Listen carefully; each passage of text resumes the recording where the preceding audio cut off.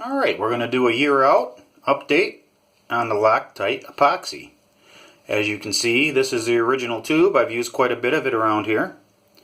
It's tough epoxy. I have used it on a couple of different items. I used it on a vacuum cleaner. I've used it on a microwave.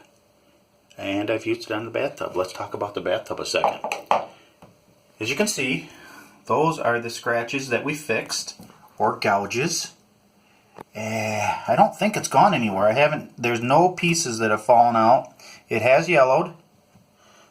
I believe that that's just due to age. I don't believe that that's because of the minerals, although we do have well water, and it could be the minerals, but I have a feeling it just yellows with age. It's not gone anywhere, and it stayed in place.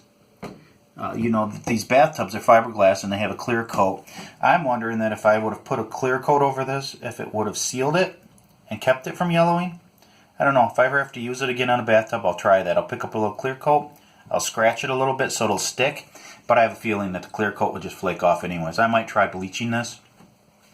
Maybe get some granulated chlorinated bleach and put it on there. But as you can see, it's there. And it's worked really well. I'm really satisfied with the product, and I would use it again in a heartbeat. Because all these were black. They were just dirty because it accumulates dirt. It's just a place where it gathers. Your feet are on there. And if I was smart, you know what? I would have put this little stripe over that.